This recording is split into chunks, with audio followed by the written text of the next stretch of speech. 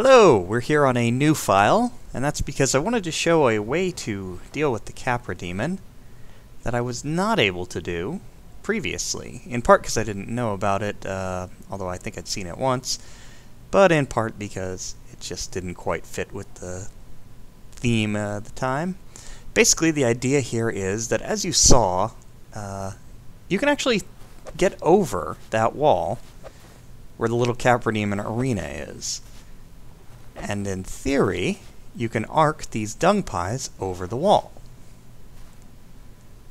So let's see if we can actually pull that one off. I zoomed in there and I think that messed it up. What you're supposed to do is put your crosshair near the right side of this center column. Go up about as far as your bow will allow you to go. Start hucking dung pies. If it works, after 3 or 4 dung pies, you should be able to see the Capra Demon gets toxified. There you go. Now I know that's the Capra Demon because the dogs are in locations that are actually not very easy to hit with dung pies, and also because the dogs would be nearly dead by now if they were taking toxin damage, because they've only got about 200 health at most. No, this is clearly the Capra Demon. Of course, this is going to take a little while, so welcome to Demon Souls. Why am I bringing this up? Why am I including Demon Souls? Well, this goes back to the original fog busting trick. It's something I wanted to show, just to show how this works.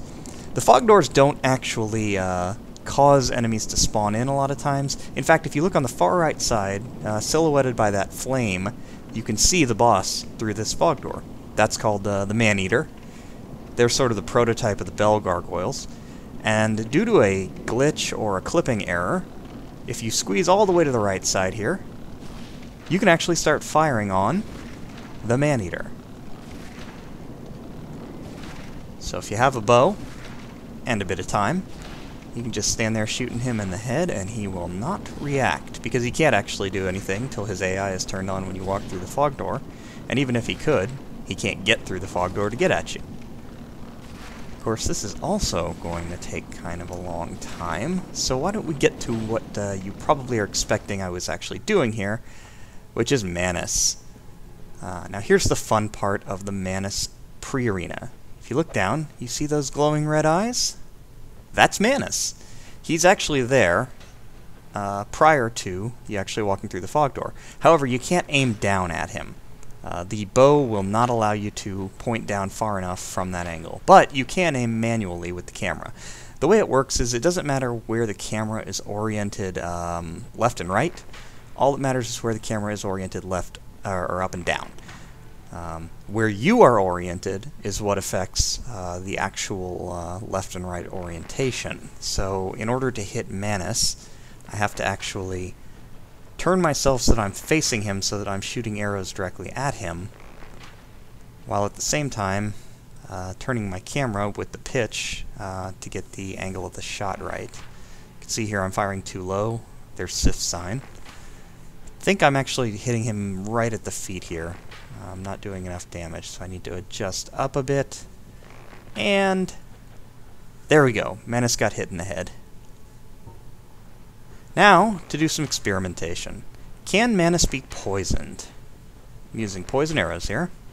I'm clearly hitting because I'm actually dealing some damage to him, but he's not taking in any poison. So either his resistance is just too high to deal poison damage through poison arrow spam, or he can't be poisoned. Now, having seen the Capra Demon trick, your next question might be, can he get toxified? Unfortunately, I don't know if I can get an angle here that allows me to huck a dung pie and actually hit Manus with it. I'm pretty sure he's immune to toxin anyway, but unfortunately I don't think it matters, because in order to actually get at him, you would have to angle up enough that if you're angling up, you would hit the wall. So I'm trying this here. Trying to get some angles on dung pie throws, but they're just not quite working. Even with manual aiming, a dung pie is quite a bit different from an arrow. It has much more gravity. It doesn't have enough of an arc. That's why you have to aim so high in order to hit the Capra Demon. You've actually got to arc it such that it will actually get some distance. You see there it almost was thrown straight down. and aiming up just hits the fog door.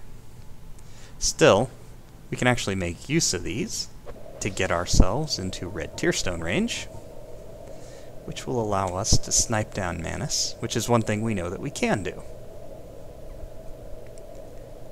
And of course, this is about as cheesy as it comes, but that's kind of the point. Because Manus has been exposed like this, and because From Software decided not to put a clipping barrier down there, it's possible to shoot him without him reacting. Of course, now that I've moved around, I have to readjust myself to actually manage to get this hit in. Let's see if we can't give this a try without falling off any ledges or anything. Again, the issue is you have to orient your body, and then the camera, it's just an up and down kind of thing. See there, I was actually shooting pretty much straight on him, but I was hitting the wall. That's not going to work. Going to need to go further over. Well, this also is probably going to take a long time. So maybe we should go back and see how our friend the Capra Demon is doing.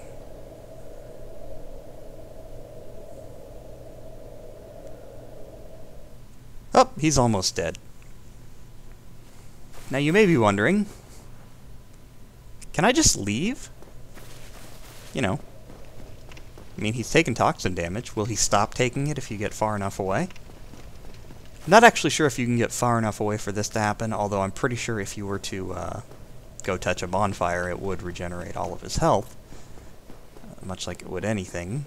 However, we certainly can run all the way from the Capra Demon fog door down here to the door to the depths, and as you can see, we can still see the Capra Demon's health bar ticking down, and the instant that he dies, we should be able to pop open the depths door. Psychically teleporting the key into our pocket, and we don't have to worry about the dogs. Anyway, let's go back and check on the Maneater.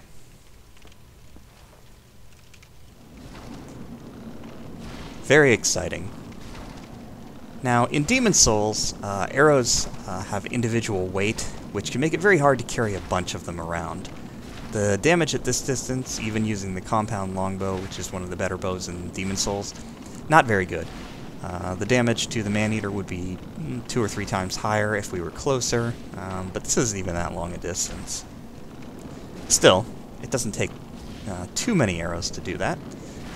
So bit by bit here, we're going to whittle him down.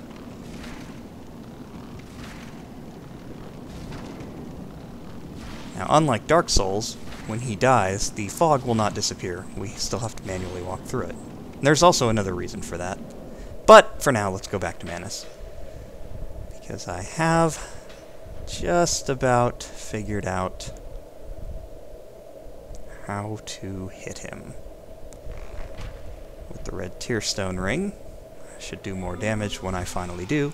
I'm using feather arrows and the hawk ring and the black bow of Ferris here for the maximized range, because I'm not sure exactly how far down there Manus is, but he's a pretty big guy and he's kind of small in the distance there, so that I'm doing this much damage per shot is actually pretty impressive, considering I would be doing quite a bit more if I were closer to him. But obviously there's no real easy way to get closer to Manus without actually fighting him. Apparently one of the guys who discovered this didn't know that what he was shooting was actually Manus until he started poking it a little bit more, and he realized that if something has thousands upon thousands of health, it probably isn't a regular enemy.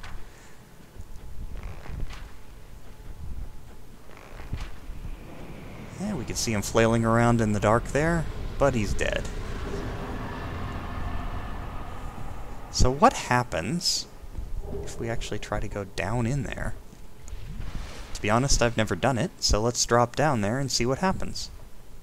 It's an awfully long drop. It seems like it would kill me, but nope, I don't take any damage at all. I guess if you fall that distance, you do not get hurt. There's Dusk. As you can see, Manus' health bar is still on the screen. This is a glitch that happens if a boss is killed outside the boss area and then you walk into it. You will get this blank health bar. Oh well. But since we're all here, and since I was showing off the Man-Eater thing, why don't I actually go back to Demon Souls, and let's do this one complete. Because there is, of course, two Man-Eaters. I mentioned that they are the prototype for the Belgor Gargoyles, and that is indeed what happens. When one of the Man-Eaters is at about half health, a new health bar spawns for the other Man-Eater. Although in this case, we didn't see that happen because we weren't in the arena. The Man-Eaters fly around. They try to hit you. One thing you'll note, though... Oh, and the knockdown.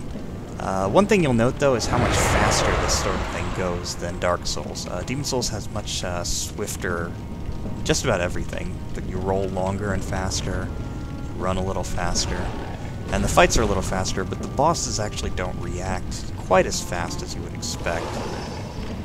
So it's actually, once you come back to Demon Souls after a while, a fair bit easier, and there's a number of reasons for that. One is those infinite grass that you can use to heal. Basically, it's the equivalent right now of me having 30 Estus. I've also got the ability to pretty much buff my weapon a near infinite number of times.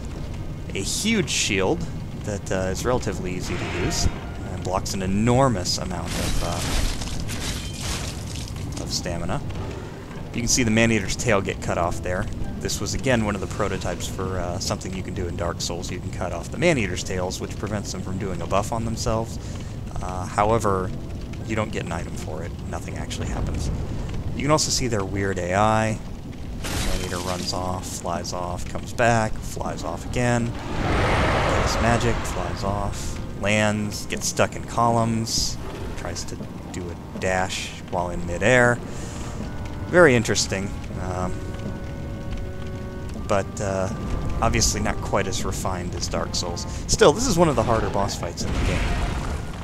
But they do have a fairly powerful weapon. Also note that poise does not exist in this game, so while I have armor that's relatively heavy on right now, it's a mix of fluted and leather, that only gives me defense. If I get knocked down by the Man-Eater no matter how much poise I have, that attack just knocks you down in this game. Another big improvement on Dark Souls. You can also see the animations. They're faster to come out, like that's the equivalent of the longsword thrust. But despite being faster to come out, they have more animation lock. It's interesting. You can get the mixed Demon Soul, and it's time for twist ending. Yeah, so much for your elevator trick.